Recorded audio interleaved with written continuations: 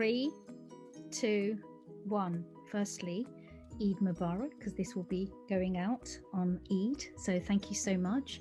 You've all very kindly donated your precious time. And in memory of the Muslim women who will not be sharing Eid with their loved ones, we're going to host a 1-minute silence.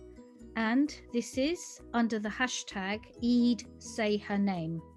So now we're just going to fall into a silence, and of course feel free to close your eyes or make dua, but we'll be inviting everyone else listening to this broadcast to also join in 1 minute to remember all the fallen women for 1 minute. Thank you.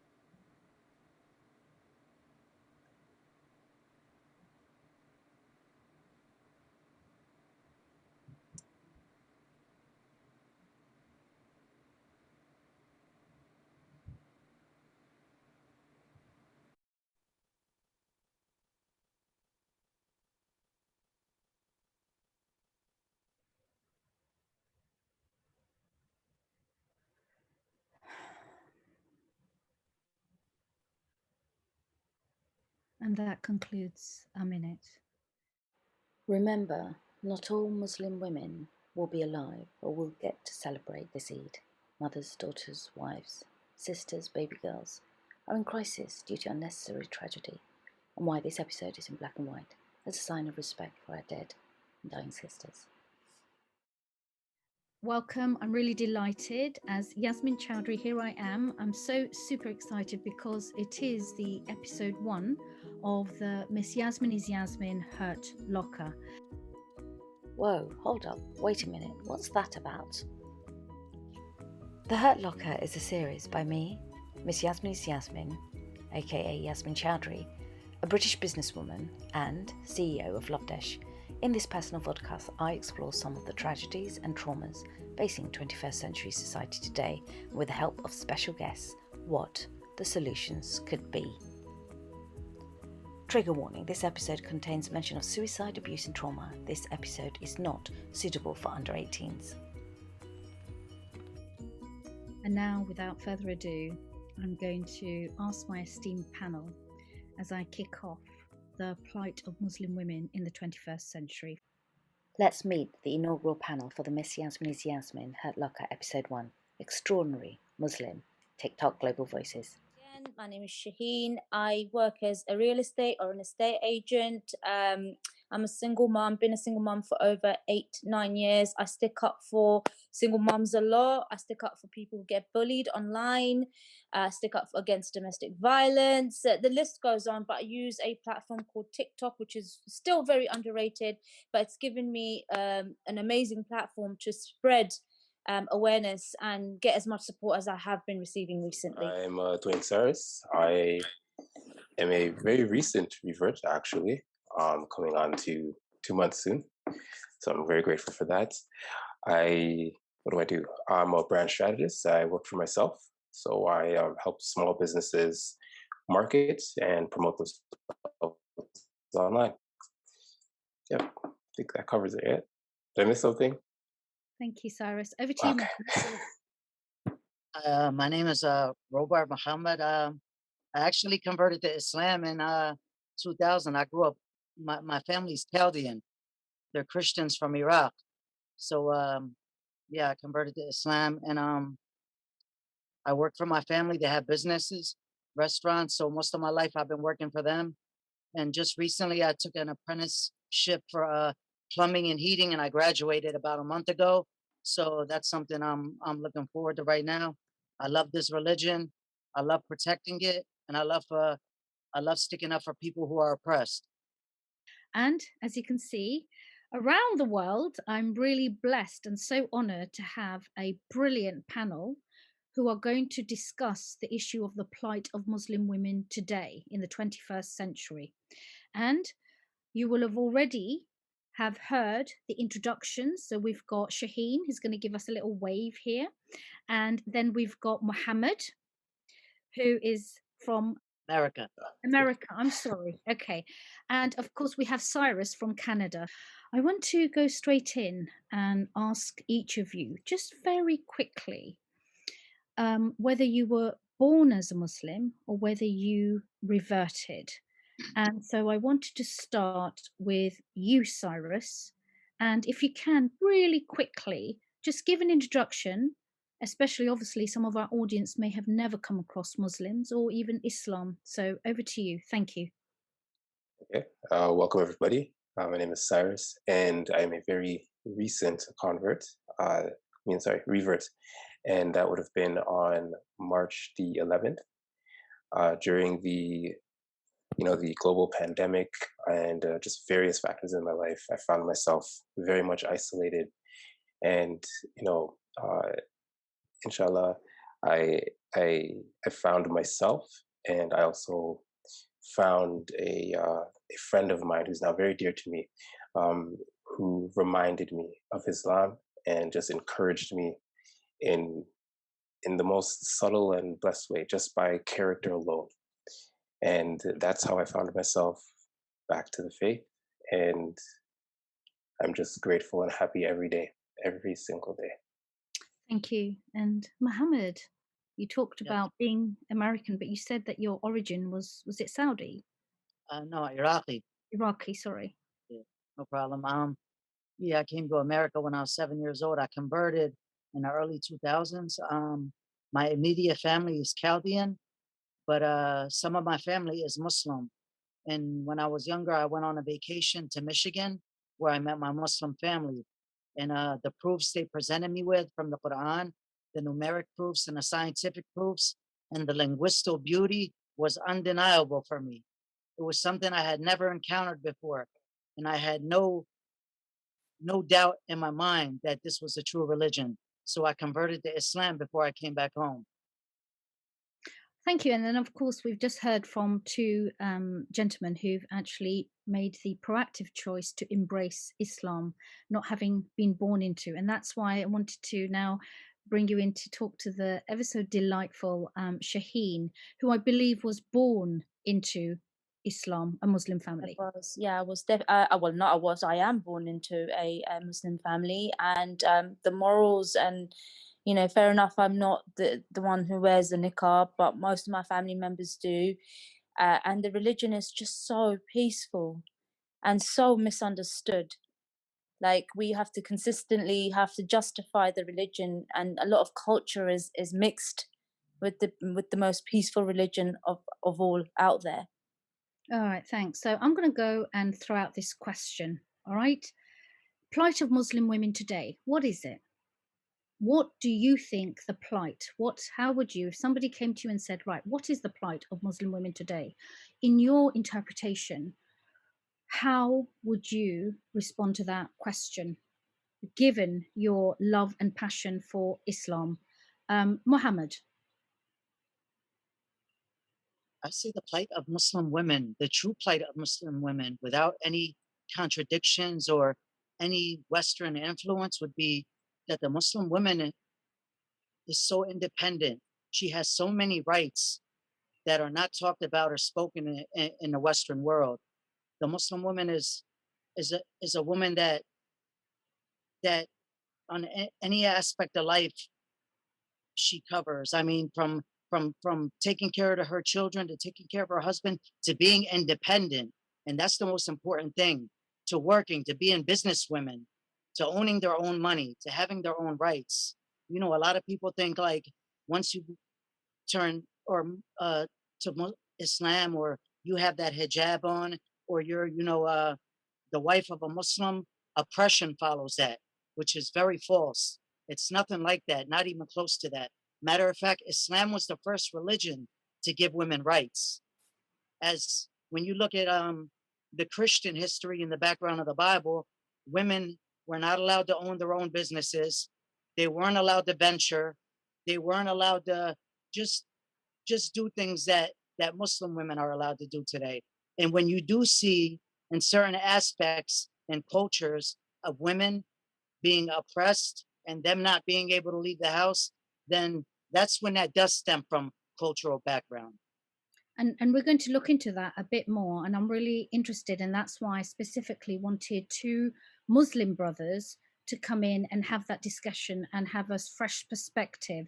But Shaheen, what do you think as a woman now, what is the plight facing the Muslim women in our community, right? Again, as I would agree with Muhammad, like, you know, we have so many rights which are not emphasized or spoken about because of culture, because of tradition. You know, when the first woman to become Muslim was Khadija, and her background is so inspiring, but yet it's not spoken about enough, as to who she was, what she brought to the table, how she helped the Prophet. You know, those things are not encouraged enough. Again, I think it's to do with tradition and culture rather than the power and strength a Muslim woman actually holds. Thanks. And so, Cyrus, we've got both of our panelists talking about that there is a very distinct mandate given to Muslim women to have huge swathe of rights. But as someone who's coming into this recently, can you shed any light as to why you might think there might be an issue in anything you've seen? I'd be really interested to hear that. So just to bring it back, before you became a Muslim, what did you think about how Muslim women are treated, and what do you think now? Prior to just entering Islam, my understanding of just Muslim women was very, very limited. There's, of course, tons of media that just misinforms, misguides people left and right. However, I've never had or held a firm opinion on Muslim women. I'm one to always assume that there is another side to a story. So if the media is pushing one agenda, then for me, I believe that there's something else that's not being said. Now that I have entered into and have been able to have the benefits and honor of speaking to a number of women, and learning more about Islam and the rights that men and both men and women have.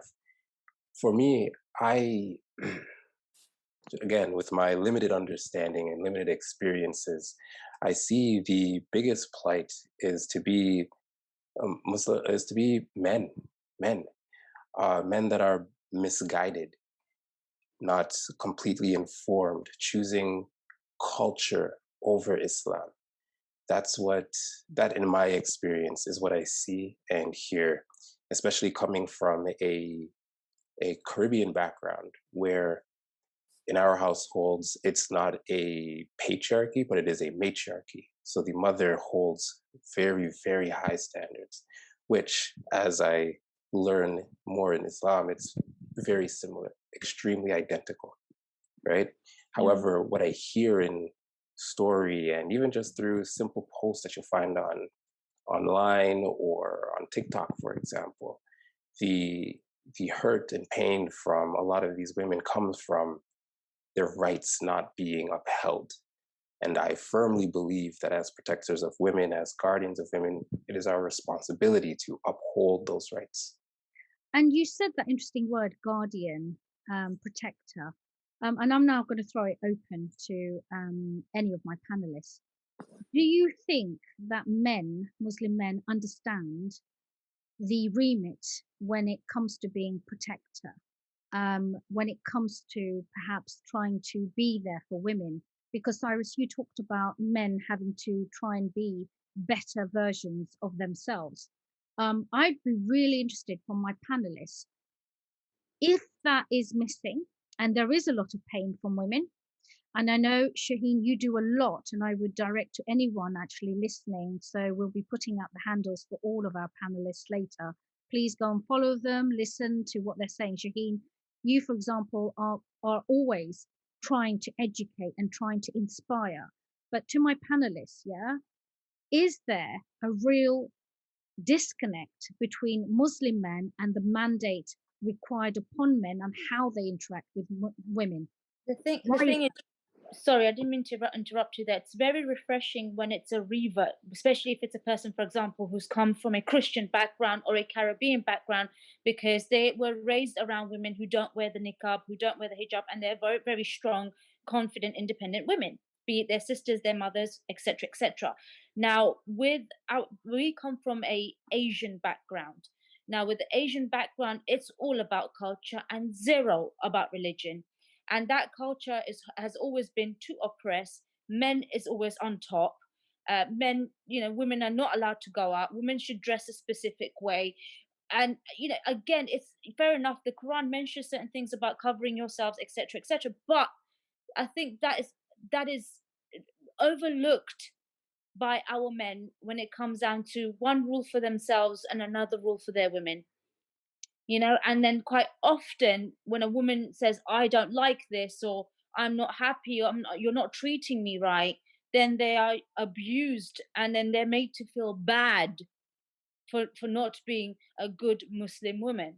And what is a good Muslim woman when you are not a good Muslim man?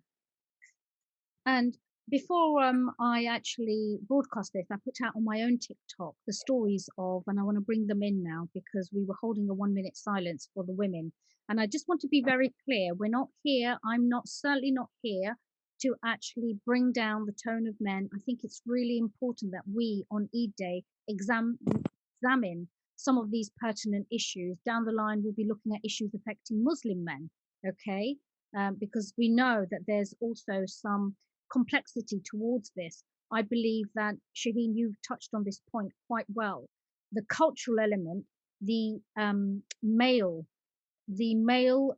supremacy has infiltrated an ideology such as Islam, where it's supposedly not supposed to exist.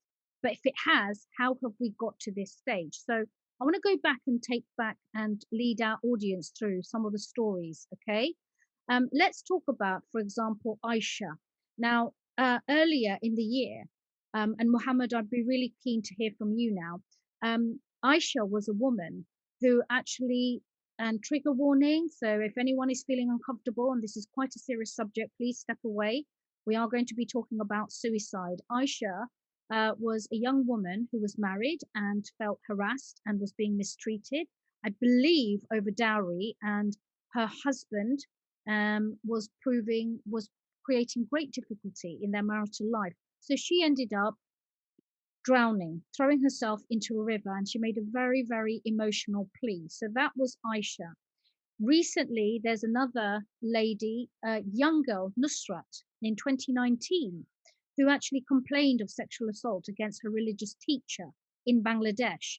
And because she was told to be silenced, a group of people, including some of the students, I believe, took her to the top and set her alight, and she died, but she managed to stay alive enough to give her testimony by phone to her brother in the ambulance.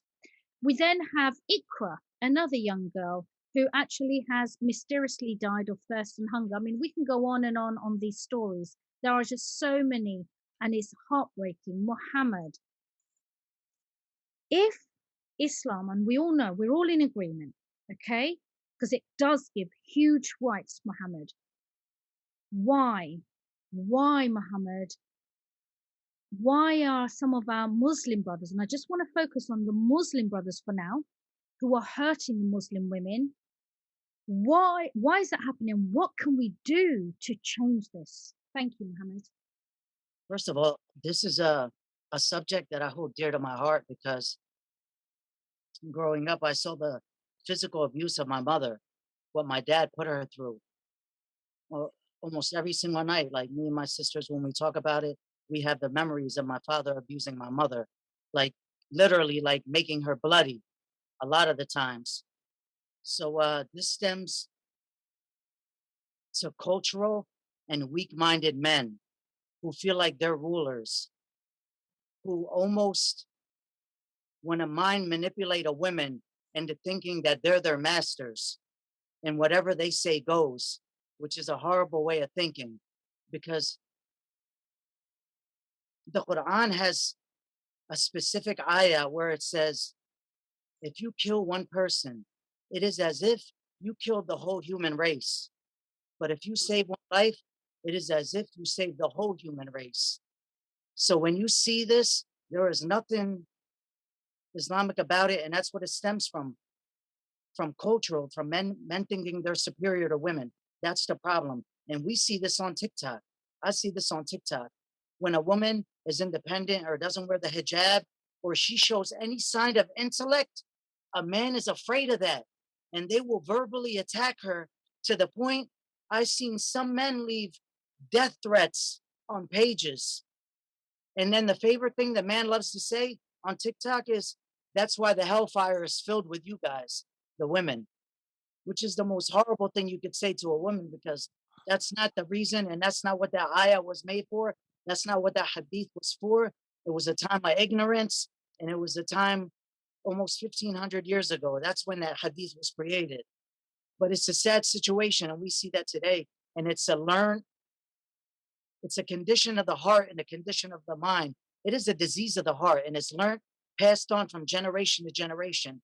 Like if I verbally abuse my wife and I beat her, 9 out of 10 times I saw my father doing the same thing. So, we think there might be an issue with the way Islam is being taught? And Absolutely. It's absolutely. Can I? Sorry, don't mean to interrupt there, Muhammad. He hit the nail on the mark. There's a difference between what the Quran says, how you interpret it, and what the hadith is. It's a story. A hadith is a story which can easily be changed. And again, it was centuries ago. We live in a modern day, and most of the times people are not following Islam. They're following what they saw their parents doing, and they continuing it on, and then saying, oh, but that's what Islam did. No, it didn't. Your dad was abusive to your mother, and it was wrong. But because of culture, we must cover that up and hide for the dignity and pride of the family. do we think TikTok is making it better or worse in terms of how Islam is being conveyed? Because I've noticed that it has a very different platform of voices. Okay. And one of the things I've tried to explain, and I want to just remind for those of us who are new to Islam, really delighted to welcome my panel of Muslims on Miss Yasmin's Yasmin, the Hurt Locker, episode 1, where we're discussing the plight of women.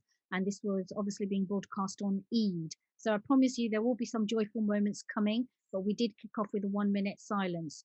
Do we think TikTok and other social media platforms are helping or actually hurting the cause of Islam? I and you're all in a way, I see you as influencers, but I see you as much more than that. I actually see you as actually critical thinkers who have got a huge ability to get your message out.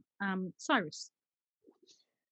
I would say that just the advent of social media in general has created a much more even playing field when it comes to addressing issues and making issues known.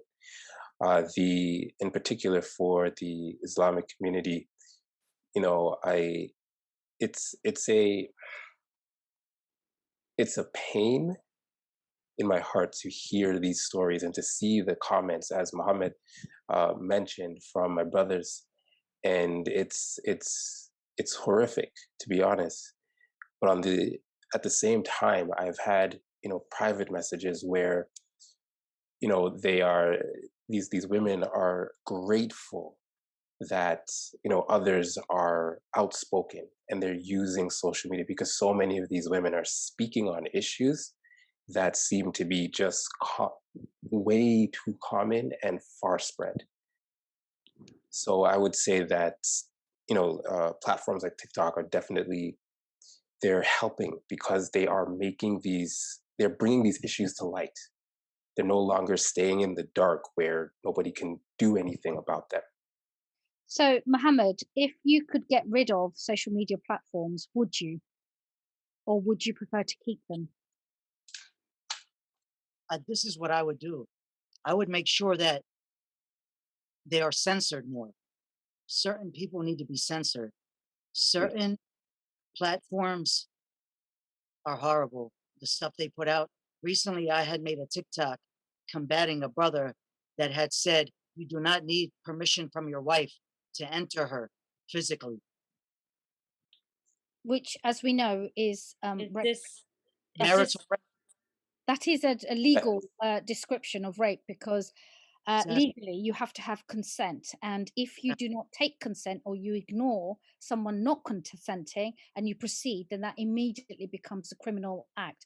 And we know the subject matter of the gentleman, and actually at some point I'm hoping to actually reach out to him, because I think it's important to try and understand how these individuals are coming on such platforms.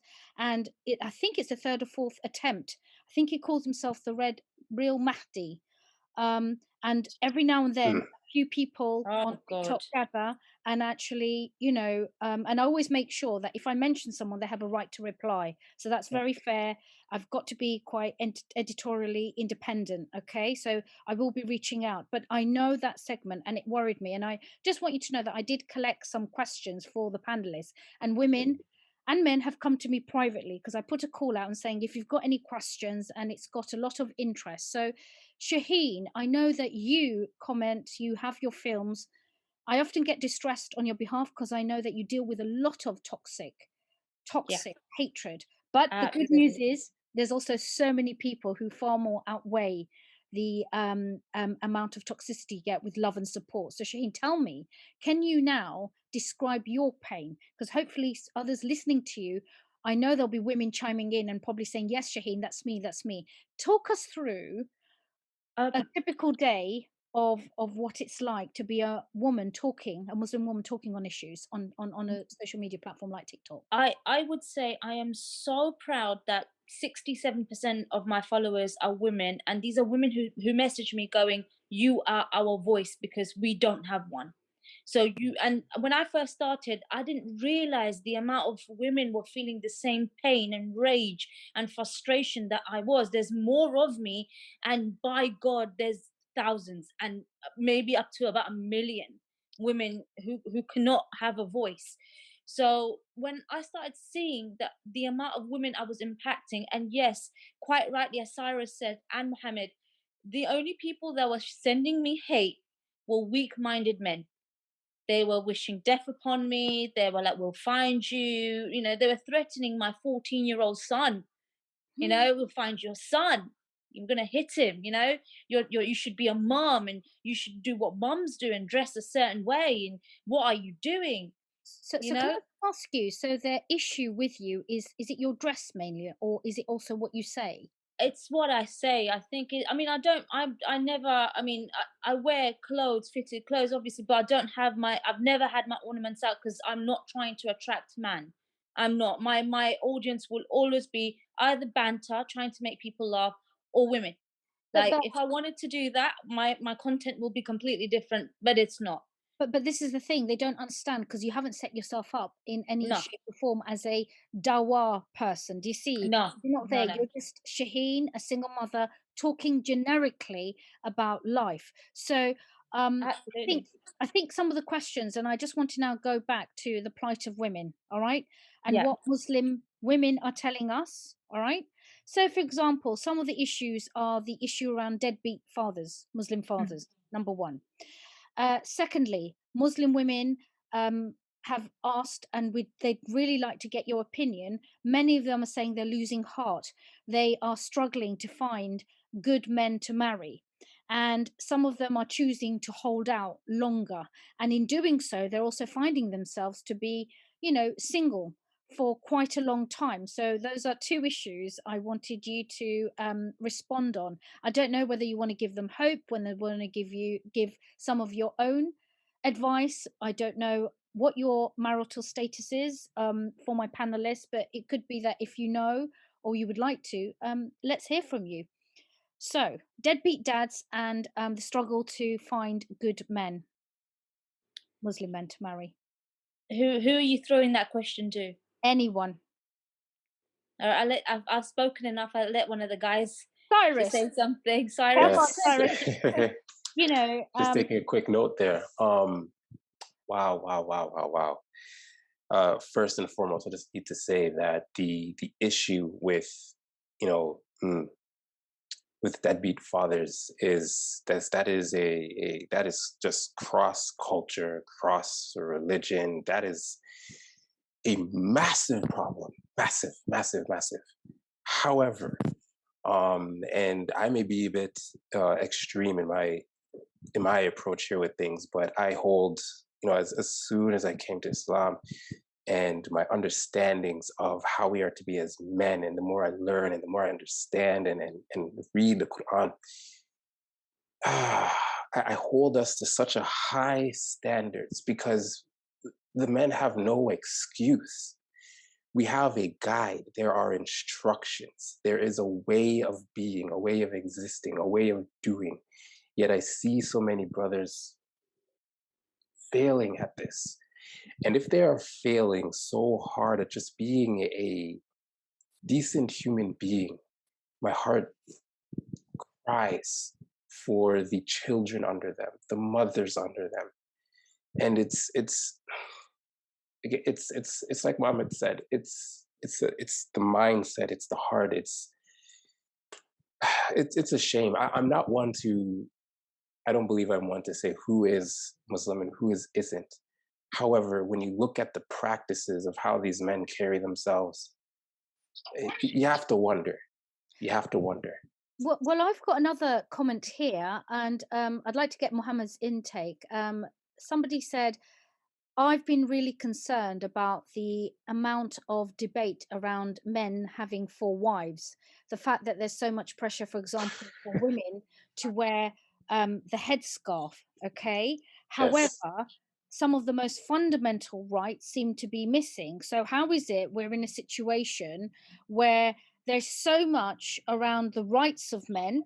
So, for example, Muhammad mentioned, you know, the TikToker who talked about not needing consent, to the fact that there's now deadbeat dads existing. But I think what that person is saying, yet the energy invested in making sure a woman, for example, has to wear hijab far outweighs often, this person is saying, than that which is absolutely fundamental to the you know, like the creation of a very, very just, loving society where children are involved. So how can we have deadbeat dads, but we have men pursuing, some men, right? And we will come, by the way, everyone, men, cool your jets. We're going to be talking about and celebrating the aspects of the positive aspect of how Islam and the plight of women is going to work in the favor of women. So over to you, Muhammad. Yeah, deadbeat dads. Yet how can that exist? Yet polygamy seems to be often, in this person's opinion, so pursued by some Muslim men. It worries them. Do you have a response? Yeah, you know, this is the worst situation in a criteria that meets the quote unquote label of deadbeat dad, right? When the relationship with the wife is over, the man sees the relationship with the children over. That's how it is. 9 out of 10 times, let's say I'm a man and I just left my wife, the cultural aspect of that person's thinking, well, I need to move on. My next wife can't know that I have kids. If she knows I have kids and I left that lady, she's going to be wondering, was I a bad man? What's the reason that lady left me? So I have to hide my whole background now. So this is one of the reasons the quote unquote deadbeat dads stem from. But it's sad because I think it's the community too, where you were raised, your background, the masjids that are around you. Because per se, the masjid that I'm a part of, they have classes for husbands and wife, counseling. They have the children involved, all type of things. But then you might go to a masjid where the imam is saying, you are the man, what you say goes. There's a rebellious women now rising. Brothers, we can't let this happen. And I've heard this with my own eyes, with my own ears, and seen it with my own eyes in a masjid in the Philadelphia region. So, you know, the worst thing is like bringing a child into this world and not wanting to raise it. And you know, the whole fight for wanting numerous wives, it is the sunnah, but unfortunately, I think you have to be very wealthy to achieve this status. Because you want 4 wives, you have to treat them equally, get them all the same house, the same living accommodations. If you buy one a car, you have to buy them all a car. Like you have to treat them all the same way. And you know, And we're don't forget the mood swings. Mm, The mm. mood swings. You can barely handle half of it. I got to touch on that. I need to touch on that. Sure. See, you know, especially with polygyny. Oh man, every time I hear brothers say it and they're talking about how, you know, 4 wives this, 3 wives this, and if for any brothers here watching this, yeah, any brothers watching this, and for the women too, sisters, please, I want to reinforce this for you. Polygyny is for the women. It is not for the man. It's not. It's not. Brothers, it is actually it requires a specific level of manhood, of character, of resources. Ignore the financials. Ignore the financials. Let's just talk about emotional, mental, your presence to care for 2 wives. Let's just say 2. They need to start. We need to start thinking about what it actually requires beyond just the numbers. What is it going to require you in terms of your physical stamina? What is it going to require you in terms of your mental capacity, your emotional capacity? These are human lives that are going to be coming to you as a leader, and you need to know how to lead. And I don't think many of our brothers are up for that task. If they really understood the requirements and had more self-respect for themselves, you know, they had more respect for themselves, they would realize, you know what, if I'm going to do justice by myself as a Muslim man, let me not even try and consider having 2 wives, because I may not be able to handle that. And I don't want to hurt or cause more harm to another person by not being capable of fulfilling the requirements beyond finances. We're not even talking about the money. And So I just needed to get that out there. yeah, sure. And let's stretch this out because it comes back and stitched to another comment that I received, which is if and for those who aren't Muslim, going back to Prophet Muhammad, peace be upon him, it's very clear that he was monogamous towards his first wife, correct? Okay. So one of the comments that I have that I wanted to read out to you is, why is it that many Muslim men today conveniently want to forget the sunnah that our prophet was monogamous, but not just that, was often also marrying women much older, often not as well, you know, quite elderly or perhaps in need. But that's not happening. So the amount of single mothers now who are Muslim, it's rising. All right. I don't have the statistics. If I can find them, I will. The amount of single mothers having to rely on welfare handouts, when in fact Islam, if I'm correct, and I have my own issue around that, gives women so many financial rights. And I often try and explain to non-Muslims, what do you think Islam was doing in the 7th century? Because there was no, you know, Gucci store there. What was it doing insisting that women be carved out their own independent financial wealth, which, as all charities and experts in domestic violence or abuse understand, that financial security is the number one means to escape and protect a woman from abuse, from hardship. So, sorry for this long introduction. Yeah. Muslim men today, it would be really interested, and we'd love comments. And I will hopefully, anyone listening, if you're a Muslim man out there, please write in if you've managed to marry someone older, or you've taken on and married and fallen in love with a Muslim sister who actually had children from another. I would love to hear from you. But for now, can we shed any light as to why virginity in some cases is so prized? Women who are older are not deemed to be marriageable. Women who are divorced, widowed, or sick or disabled. Yet our prophet, the prophet Muhammad, displayed a character that in the 7th century was totally out of keeping with many in the legacies of history. Over to you, my I panel. personally think, from what I've experienced being a divorced woman myself and a single mom, the minute I tell a Muslim man that I am divorced, it's like they've seen a ghost. It's like they look at me with they degrade. And then I have had Muslim guys telling me upfront to my face, "You're only good for one thing now. You're damaged goods," And to hear that, and that's probably why I've become as strong as I am, and that's why I have such a big voice on the platforms that I use, because how can you say that to me? Like, imagine if somebody said that to your mom. And luckily, alhamdulillah, that didn't happen to your family, that didn't happen to your sisters, that didn't happen to your mom.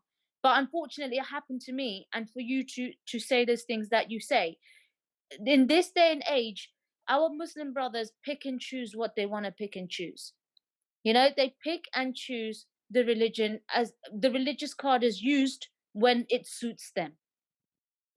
That's what I've achieved. I could be wrong, and please forgive me. I'm not trying to point fingers at anybody. There are some amazing Muslim brothers that I have also met. We've got 2 on this platform right here, but this is the experience I've had, and it's from majority who pick and choose the religious card.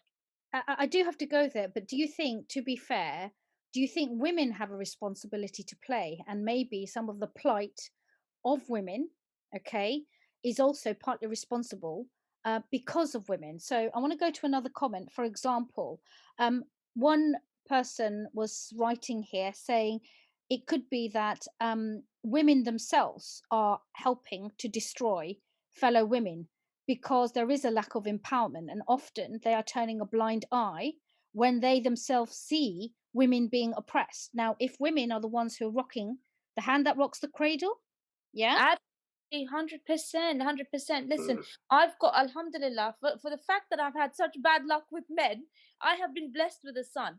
Now, I have a choice as to how I raise him. Do I make him one of those guys, no, you must marry a virgin? Oh, no, she must be, this and that and that, and not teach him that it's okay to marry a widow, it's okay to marry a divorcee, it's okay to take on orphans, it's okay to take on women with children?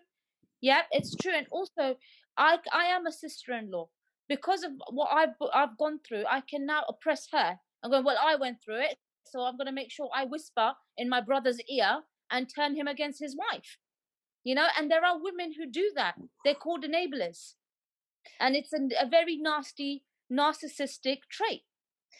Well, and I want to hear from the men now, because also I've had comments from men saying, well, we're finding it difficult because we find, just saying, that Muslim women now are so materialistic. They immediately want excess of wealth that I can't afford. I feel so under pressure. I feel so overwhelmed. I have deep anxiety. It's really hard. Some of them are saying, I do understand that I have a duty to provide. I know I have to do all of this, but I think I'm going to be working myself into a grave. Do you think there's any merit to that kind of comment, gentlemen? I would say this. First of all, real quick to answer your question, summarize it real fast. When you do engage a marriage and you speak, you can have a contract at the masjid where it says the wife can make you sign saying that you are not allowed to have a husband. You can't have a husband. There's some things that the laws of marriage and love that you must fulfill. And if the 2 parties do not agree on this, then the marriage can be voided. So if the wife doesn't want me to have a husband, and I speak to her and speak to her family, I mean, subhanAllah, the wife doesn't want me to have another wife, Mm. I have to respect that. If not, then I shouldn't go through with the marriage. I shouldn't lie to her and say, yeah, I'm going to honor your wishes. And then a couple years later, tell her, what do you think about me getting another wife? You know, that'll be me downplaying the marriage shahada almost. But I wanted to touch real quick when you said about Prophet Muhammad sallallahu alaihi wasallam and his wives and how they weren't, you know, weren't all virgins except Aisha radiallahu anha. And the first wife was Khadija. I believe it was from 519. I believe she was widowed. I think yes, she was widowed. Naam. And he was 25. The Prophet And she was 40. She was 40. And she actually approached his family members to put in a request for a marriage. Yes, I think she asked for his hand. I mean, it's quite empowering. And let's not forget Khadija actually used her wealth to finance the spread of Islam. So one of the most formidable social entrepreneurs, someone I look up to, who's very much at the heart of the work that I do over at Lovedesh, and she's always inspired me. So coming back to your comments, yeah, we have this legacy of Islam. It's very clear there's these empowered women today, but as Shaheen was saying, someone like her, she can't probably go without a day without getting at least one comment. Obviously we're talking about those comments from Muslim brothers, and it's just such a shame. But do we think that Muslim men are also being failed? Because we talked about lack of access to empowering female role models, the fact that there is this financial burden on them. And let me introduce something else, because even in the UK, we're always abounded with statistics. I don't know what it's like in America and Canada, but the rate of suicide is very high in men in the UK across the board. Okay, now there is research to start looking at the toxicity of men and how that arises because their lack of ability to express themselves, right?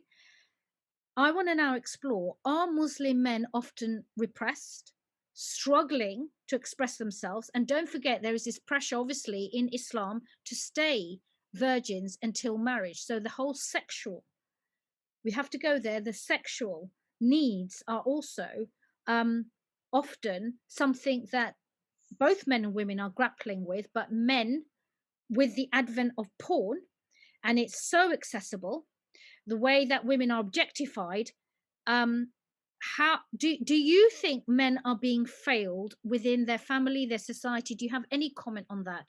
As one person suggested and wrote in and said, Yasmin, could you ask your panelists to explore that? One thing I'd like to note is just a little backtrack just to the question about the sisters and their requests in terms of marriage. One thing I would think would be very important for women to do is to actually look at the numbers. What does it financially cost in wherever you live to take care of a family? Because you're expecting a man to cover your salary, cover the cost of the children, cover his own as well. And to Muhammad's point, we have a lot of the sisters online speaking about, 100K, 50K. The amounts that they're looking for are astronomical. However, the average man in America, Canada, they make between $44,000 to about $56,000 a year. That's the average guy. And I think in the UK it's about 30. Is it 30? Head towards the 30K. And I'm really glad you brought that up, because again, I myself have been disturbed to see the amount of Muslim women, okay, who are now flaunting their designer bags, their fast fashion. I'm really concerned, as because I myself run a business trying to educate people about the terrible trauma caused by fast fashion on people and planet. And I've often don't understand myself how someone can dress, for example, modestly, but it's been made immodestly, or it's being promoted We're not talking about showing of body immodestly. Yeah. Look at wealth. Oh, look at me. I'm so rich. I have all these designer handbags. And of course, these influencers are having lots of young, impressionable girls following them. Okay. Mhm. So this is why I wanted to, and I did promise the men who might be listening in, Yeah. because I don't want, let's focus a bit more on the plight. To tie that into the original question of, the pressures of men, that in itself creates a pressure, right? As young men coming up, you hear, oh, the women need, 50, 60K for just me'er alone, right? And you're there in a good job, just like any other guy, but it does not meet what the media is putting out there that these women are requesting. So you put yourself under this intense emotional pressure to, okay, how do I provide? How do I do this? How do I figure this out?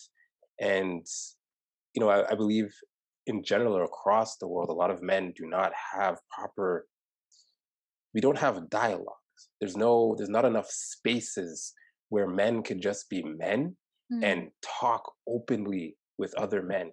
Granted, I have to say that there are men who we've seen on TikTok recently who are spewing vile information, and because there's so little role models, the ones who are putting out the wrong information are getting the attention. So I would love to plead for any good men out there who feel comfortable speaking and sharing themselves to do so, because we need more voices, we need more spaces for men to openly talk, especially as a man of Islam. We have so much more requirements that we need to meet that those who are not Muslim are not aware of necessarily, or don't have to think about or consider. But couldn't it be argued, Shaheen and Muhammad, that kind of safe space should be provided by the mosques, the communities? Because quite rightly, there is a need for this space. There is a need for men to reach out. And look at us. We all came together, by the way. We've never met in real life. It's through TikTok, a non-Muslim platform, right? That's the irony, isn't it? So, Muhammad and Shaheen, where are these spaces? What can be done?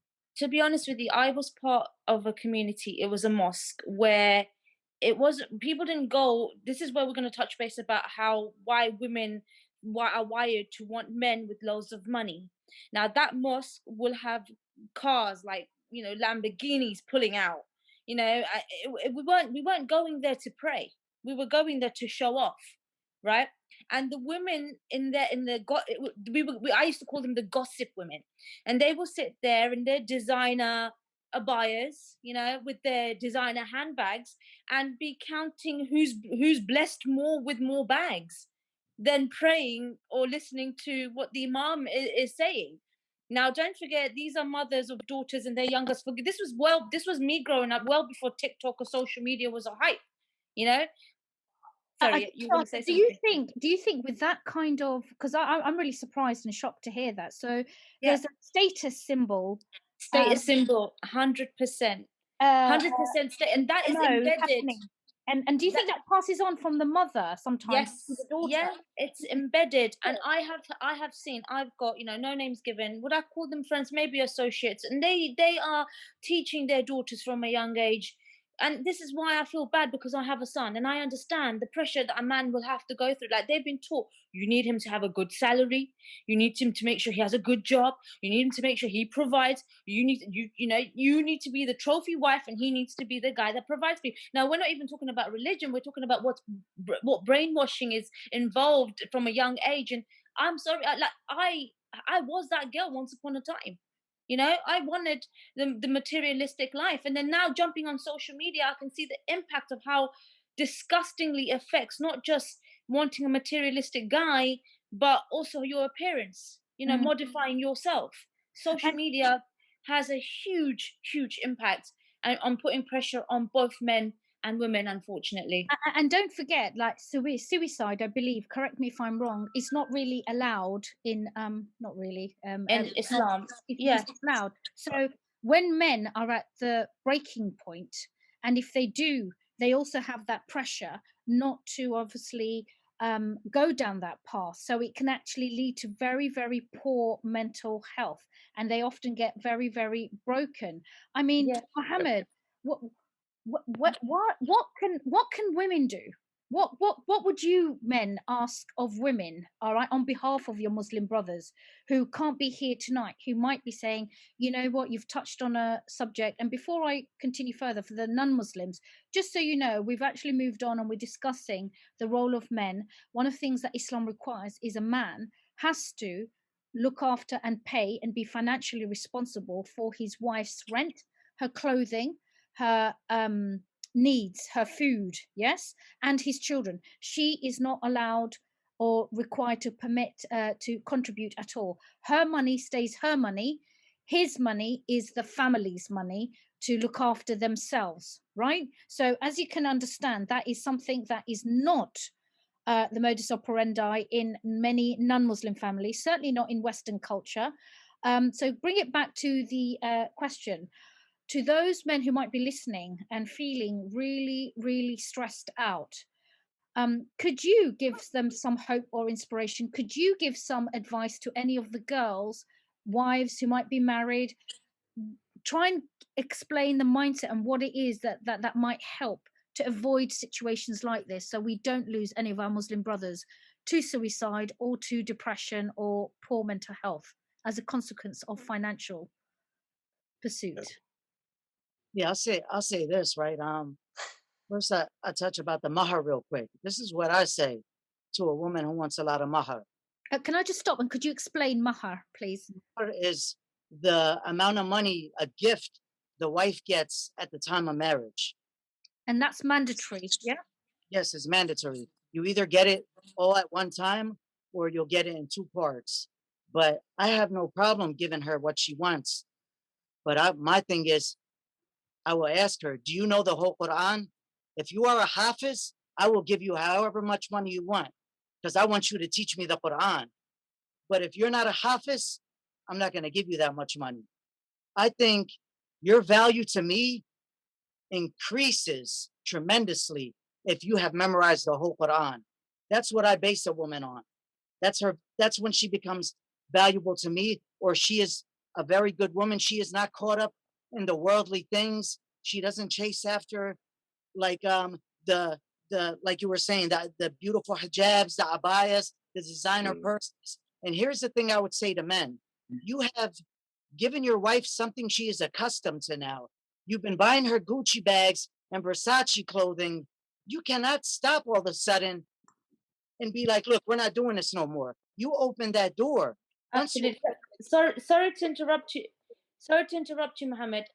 Again, he keeps hitting the nail on the mark. So basically, I had a younger brother reach out to me, crying because he's got himself into debt for a girl because he keeps buying her all these bags and shoes and whatnot. Now he can't afford to pay the debt back.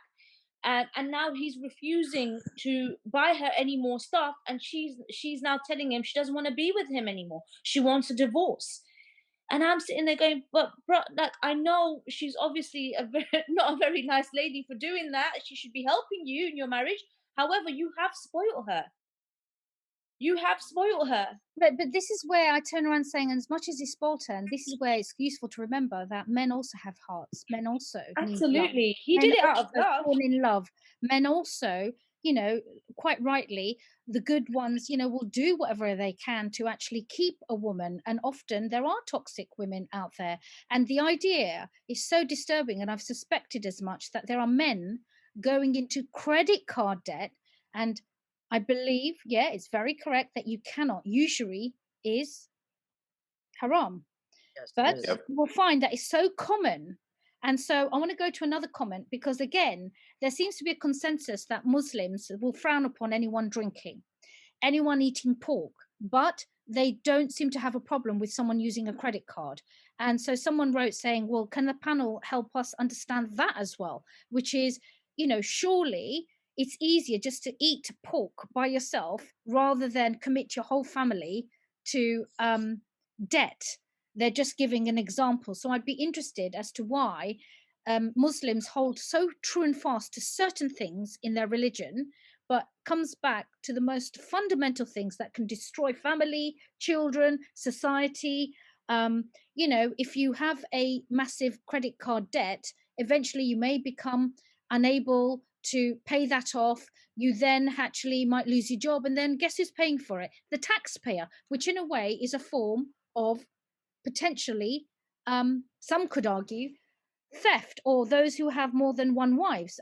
We've heard about this thing called halal sex, where men and women are entering into an arrangement, which is, let's just have the nikah, let's not get it recognized as an official legal marriage in the eyes of that country's law, but you stay in your house, I'll stay in mine. Okay, so it comes back to still wealth accumulation. So I'm sorry, it's been, I do tend to give these long intros, right?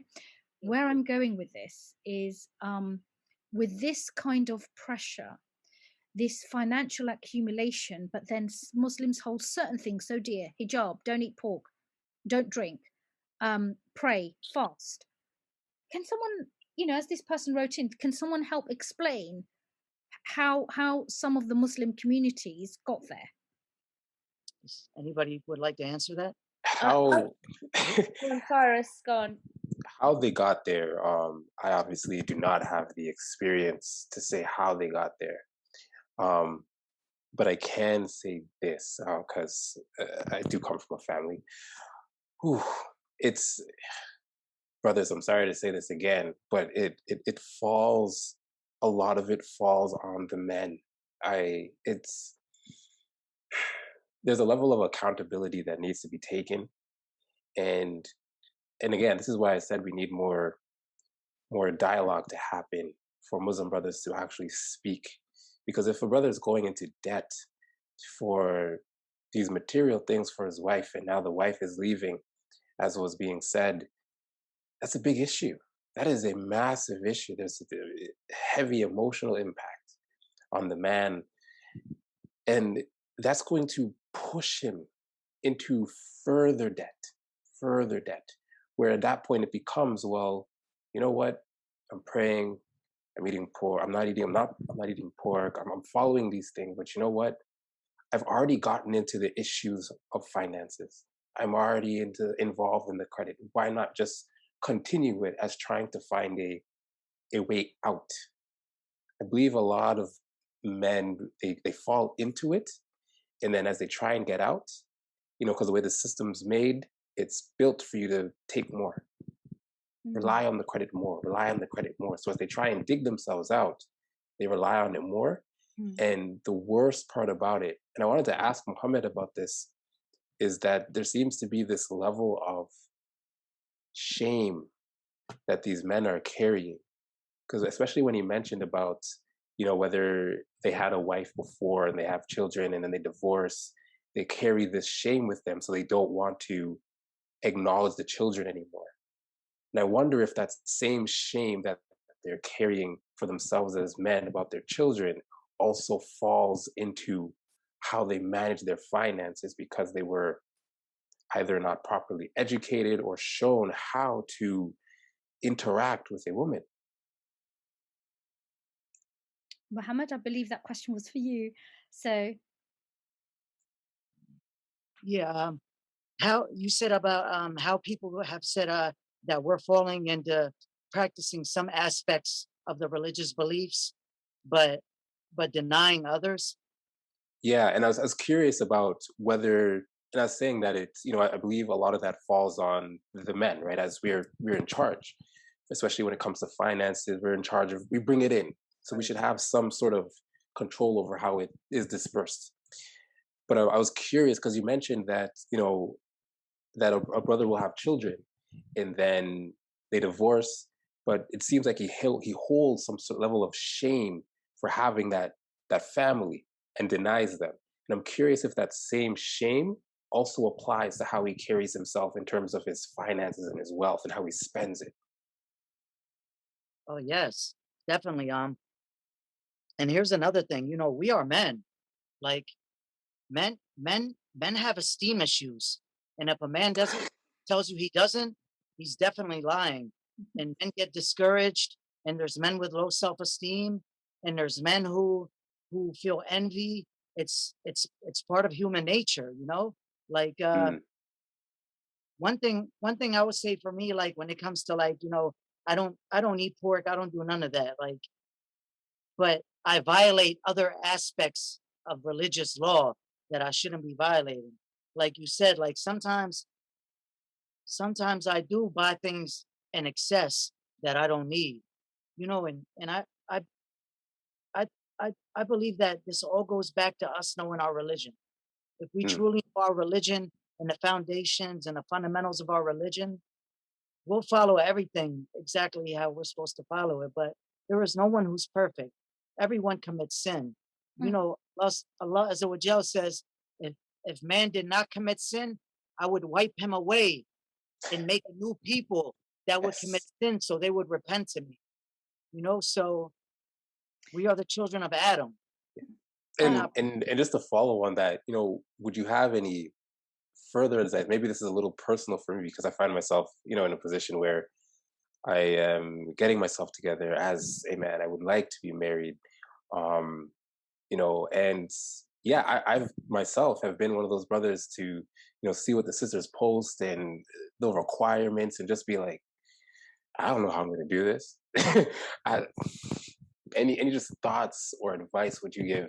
I want to bring Shaheen in here actually because Oh, you know, as a yeah, mother, yeah, as a mother, raising, yes, as raising, and not yes. just that, as a woman who herself is in touch with many young women, she's Please, probably, please. if you don't mind me, Mohammed, she's probably got a brilliant insight that she might be able to My share. apologies. My apologies. It wasn't to I ignore. think no, no, it's absolutely fine. I think it's a lot. If you educate your children, be it boy or a girl, from a young age, the thing is, we, like you said quite rightly, we talk about the basic needs of Islam. Don't drink, don't eat pork, wear hijab, and you know, lower your gaze, pray 5 times a day. But we don't educate them about tax, about credit cards, about things that could get them in. Like for example, a man who gets himself into debt, his wife leaving him, that stems to suicide. It's all a domino effect. Everything is a domino effect. But if this young boy was taught from a young age that, you know what, you want a wife, like, Muhammad said quite rightly, you are Hafiz, you're going to teach me the Quran because that is of value, than a woman that's asking you for a Gucci bag.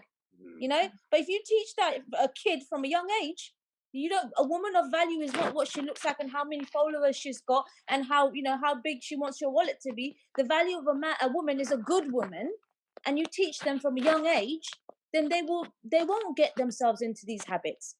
I've got a lot of followers that are young girls who have reached out to me going, I've followed Kim Kardashian, for example, but no way have I learned as much as what I've learned from you. And that's purely because of the experiences and the mistakes that I've made. And I've gone, you know what? You don't really want to spend £300 on a proxy handbag. You don't want to do that, you mm, know?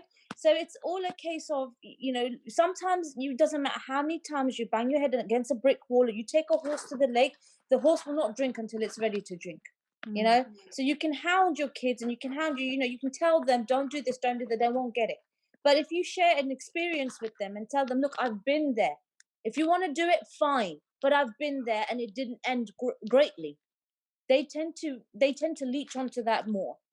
So how do you, what is defined as a good woman and how do you spot a good woman? I know Muhammad gave an mm, example saying that when it comes to the question of marriage, and I know, and I wanted to clarify actually, so people do not misunderstand his intentions, and I want to replay that because I know there's been a lot of discussion on TikTok saying a woman should be able to ask whatever she wants. If she wants 3 diamonds, if she wants, 50 houses, just as a saying. But I know what Muhammad, I think, was trying to say, which is by the very act of becoming a Hafiz will then make you very modest. So you wouldn't be asking me Oh for yeah, all these wealth, correct? mm. So, I so was I was actually being sarcastic when I said that.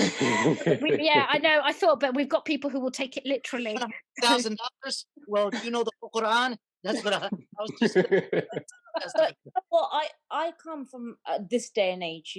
Fair enough. I was raised by my grandmother and my mother and everybody else who were, in this cocoon of men needs to provide and women needs to stay at home, cook and clean and look after the kids. I changed that. I'm probably one of the only women in my family amongst all my cousins and sisters that works.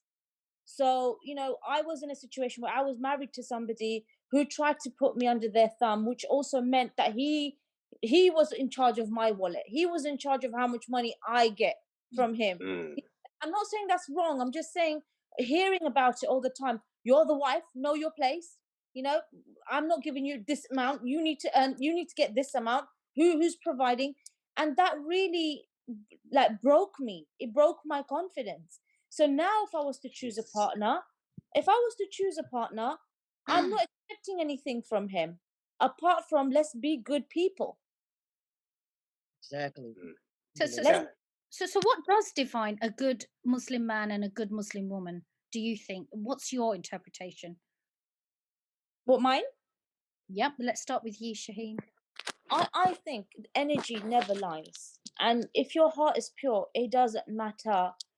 So first thing, people need to stop worrying about being a good Muslim and to start worrying about being a good human being first.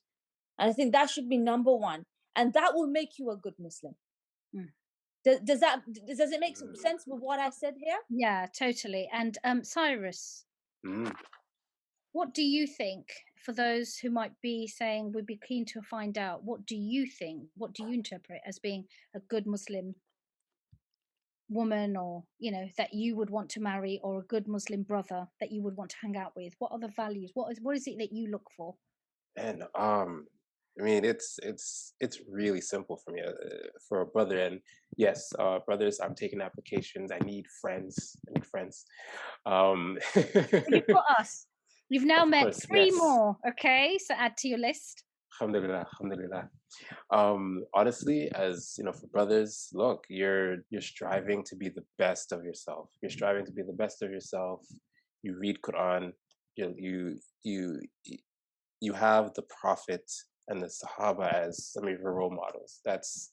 I think that's just a good baseline for me when looking for brothers, because that will tell me a lot, right? That'll tell me a lot of what sort of man you're trying to become and how you carry yourself in the day to day.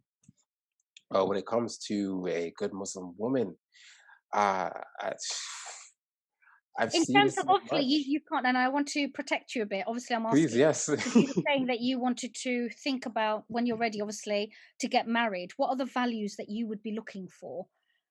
Values would be, hmm, Islam first, religion first, before culture, before culture. It's necessary for me. It's necessary. And in terms of values, education, wanting to be educated. And I'm not speaking about, okay, you have to go to university and have a degree and all these things. No, just education in terms of, you educate yourself, you read books, you research, just don't blindly follow things. I believe that would make a great partner, because then you can have a communication, right? You can have communication. Whenever there's problems, they're open to learning and understanding more, because they hold value for education. Yeah, and of course, just kindness, kindness is big. You got to be kind. If you're not a kind person and you don't feel for others, for me personally, I would have a hard time just being that intimate with somebody. Thank you, Cyrus. And Muhammad, what do you think, in your opinion, are that which defines for you a good Muslim brother and a good Muslim woman?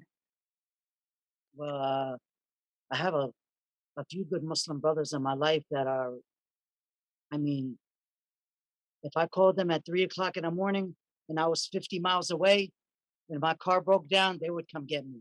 Like, what defines a people, and I'm not afraid to say this, because intimacy is not just for a woman and a man. You can be intimate with the other that you love, and a lot of immature people will not understand what I'm talking about right now. But if you break down intimacy, the word is into me, you will see, So Mm. That's it's just like amazing. two True, brothers that true, meet each true. other, two brothers that meet each other for the sake of Allah, nothing else but to be there and support each other. And then when they part ways for the sake of Allah. And when it comes to a woman, you know, I don't ask for much, seriously. Like, I want you to love me like you loved me when you met me. Don't ever let that love die. Stay loyal. Always be honest. There's nothing in a relationship that we cannot get through. Nothing at all, you know? There's a saying they got in America. It's like, in order to get to the calm waters, you must first make it through the rough tides. It doesn't matter what is thrown our way. We'll get through it together, you know? Like that's a problem with so many relationships. Like that saying, pressure does bust pipes. Like when something goes wrong and that trust is breached or that loyalty is broken, people want to throw the relationship away so fast. Work on it, you know? We're together. First of all, we should be together for the sake of Allah. If nothing else, remember our maker, you know, and always respect each other. And that if there's a problem, do not dispute in front of people. Let's get home and let's talk about it. We don't need the world to know our business. You know, that's pretty much it. Absolutely. Thank Absolutely. you. And I wanted to, you know, just say as we start to slowly wrap up this discussion, gosh, there's so much. Like I've only even touched on probably about 20% of some of the comments. And I'm thinking I've got these 3 incredible, amazing minds.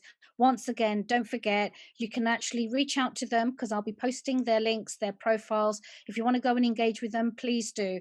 But let's now switch to a more optimistic, because it is Eid. Okay. Firstly, what you doing, what you eating, what you wearing. Shaheen. Oh God, I've been planning this a whole month. There was a dress I wanted to wear, yeah, and I couldn't wear it last year because obviously the pandemic happened and I couldn't visit my family, and it was a terrible Eid. It really was.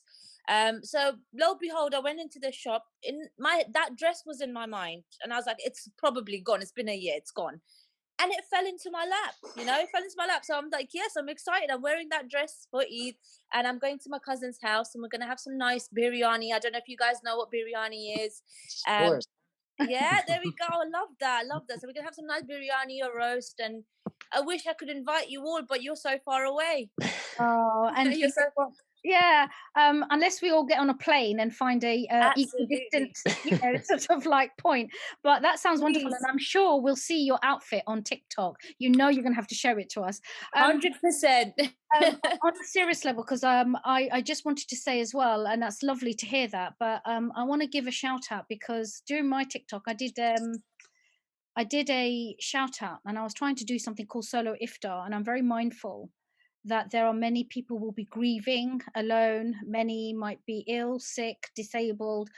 And also I want to give a big message of support to the reverts who are potentially celebrating their first Eid, maybe it's their second multiple, but they still remain very disconnected and alone. So to Cyrus and Muhammed, you're not going to get away with not answering what you're eating, what you're wearing, what you're doing. But also as reverts, Cyrus, is this your first Eid or? Very much so, very much. So you know what, we're there for you, bro. Okay, so handing over, let me go to Muhammad, all right, and ask what number Eid is this for you since you reverted? This will be my 16th Eid. Okay. Wow. Wow. So do Americans do something differently? It's like, well, tell us. Let's go through. It's a turkey. Is it? It's a turkey. Is it? No. They have turkey though, but I might be in America, but I'm surrounded by foreigners. Like all my brothers are Pakistani, Indian, Arabic, Saudi, you know, from Africa. Like they're renting out the football stadium this year. It's going to be approximately estimated 8,000 Muslims for the Eid. So I'm so excited to meet people from all over the world. Which stadium? The Philly Stadium.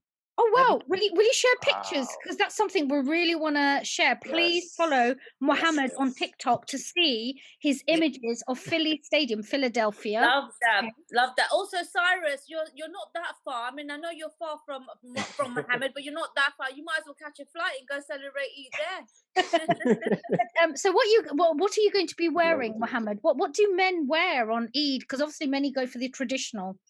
Yeah, I have so much like clothing, from regular clothing to traditional clothing, but I'm gonna get garbed up. I got a nice brand new coat that I just bought, you know, a nice brand new kufiya. Just wear something nice. But please explain, what is that? What, the kofia? Yeah. Oh, Can you show us one? What is that? Okay, let Muhammad go and get his tofia, but Kofia. Cyrus, on Yeah, I behalf think it of was the those. kofia. I look forward to getting one myself. Oh, he's back. Here we go. see So that I grabbed real quick. That's Oh one. wow! we call that, is that a sherwani, Shaheen? I don't know No, what you it's call a it. jubba. It's a jubba. We A call it a jubba. jubba. We call it in Bengali, my heritage, a sherwani. Okay, it's like a long shirt. Yes. Sherwani, you got Yes. kurta, or you got a jubba. You got 3 words of it. Yeah. No, Okay. Okay. I'm gonna stop with white though. And these are kofias. They're the Well, traditional Ah. headscarves. how do you wear that? Can you just show us? He's going for this proper sheikh look. Oh, is that? Oh, right. What? And then Yeah, when the but coil around. I have kufis to match all of them. You know Oh, what? that's amazing. But Thank you you. can't. Look at that. He's doing an instant. You know what? Styling Yes. session. I told you. Oh, come on. What did you Muhammad. expect? Muhammad, just a quick one. You're not going to wear all 3 outfits, are you? Why not? If a woman can, a man can. I have the headband that goes around it. Hold on. That's Wow. awesome. Oh my God, that's Wow. So there we are. Muhammad, we might come back to you just to show people if they want to get in touch, because I think that's going to be a clip in itself. Oh my gosh. I have to put That's it together. fabulous. I love Yes. it. I have to take That's Mashallah. brilliant. out the mirror. Mashallah. Brilliant. I think You that look looks absolutely, amazing. you look so handsome. And thank you Yeah. so much for bringing some levity. And, you know, we've been talking some very serious. And I want to say thank you to Yes. Shaheen, because she's supposed to have just given me an hour. Yeah, You I know, have to go. I do have to go. So I'm going to love you. Leave you nice to Thanks meet so you much. all. And I will Alaikum. be following your TikTok. So please message me. Follow you And too, Shaheen. also, if you do follow me, Muhammad, I'm gonna steal your intimacy quote. So please forgive me. I'm letting you know. I'm sure gonna- you'll I'm gonna credit make- him.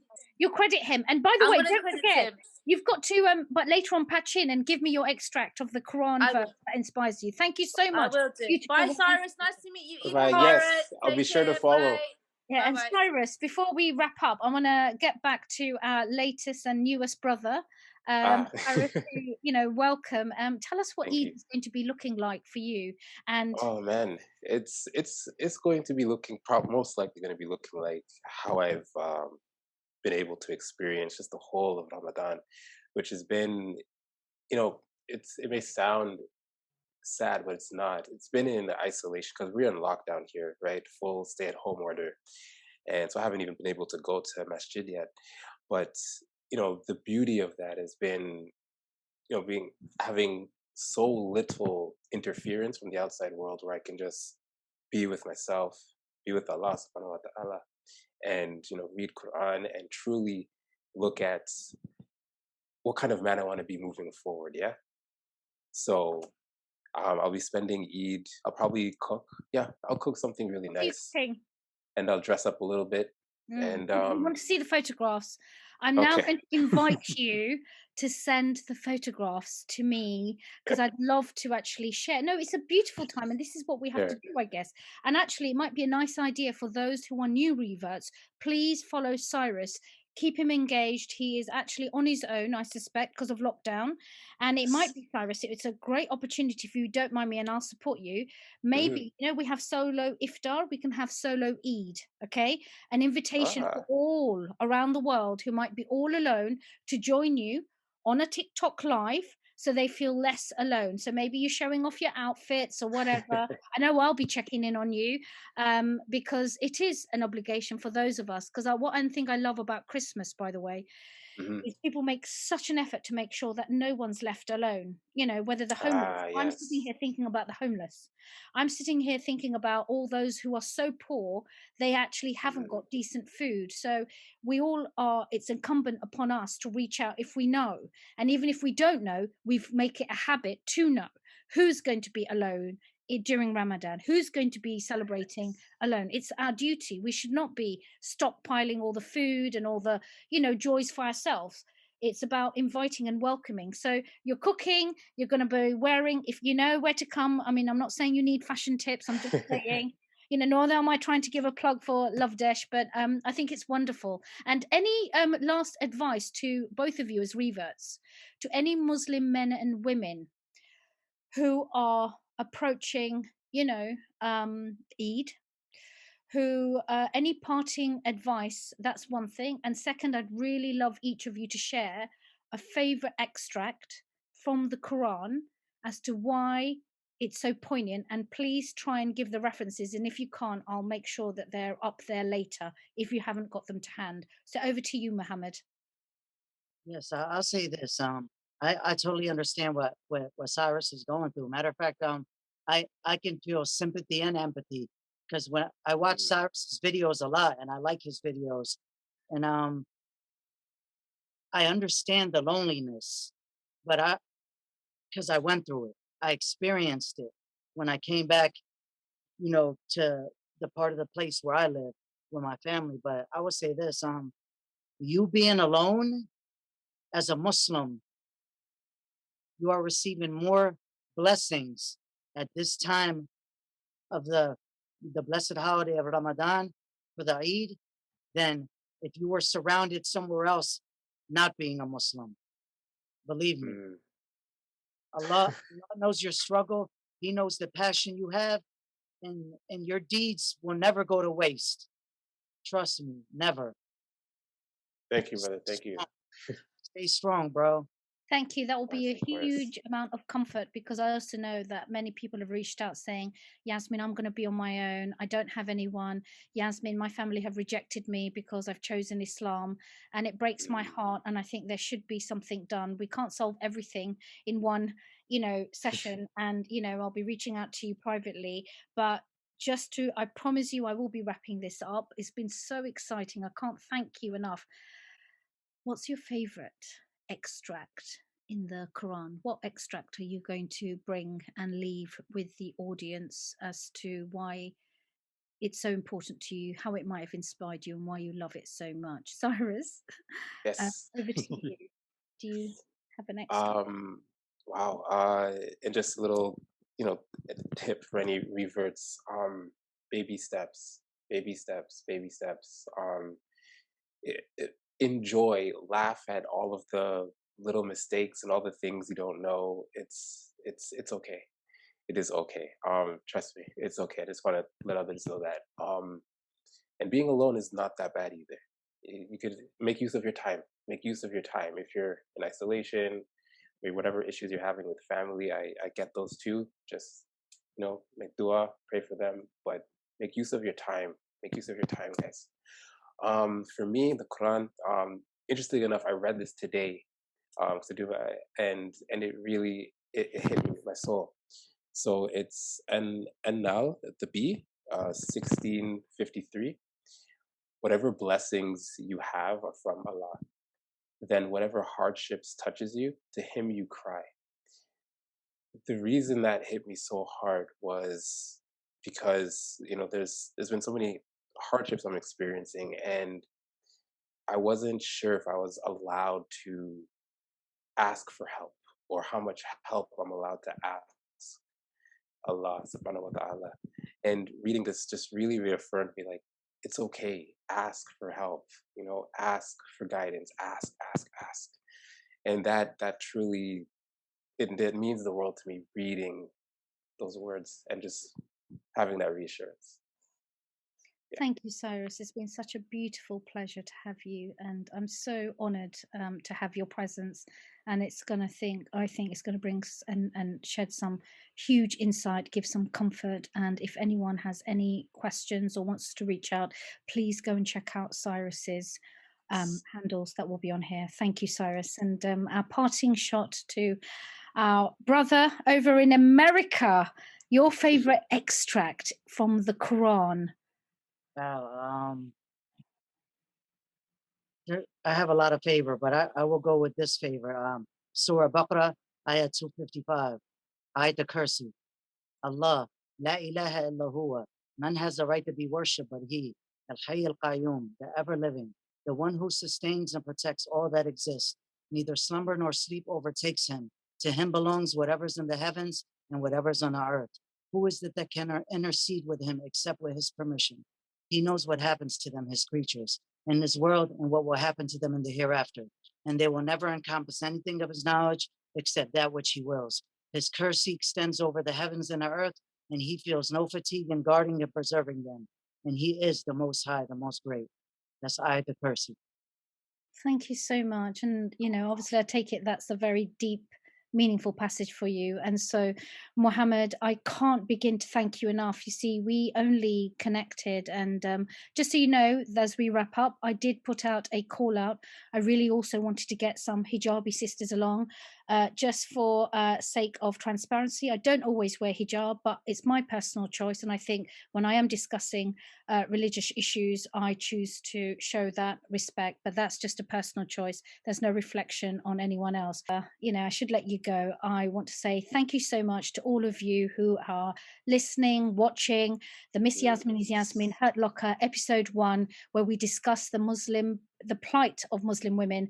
And my great thanks go out to British woman Shaheen, to Muhammed in America, to Cyrus all the way in Canada. One more thing, if you have any questions, if you want to follow up, please, please, please connect with these amazing panelists. But as ever, your host, Yasmin Choudhury, it's been an absolute delight. Until the next episode, you take care wherever you are. And remember, peace, love, and light always with you, forever and eternity. Take care. Bye, guys. Thank you. Bye. It's good.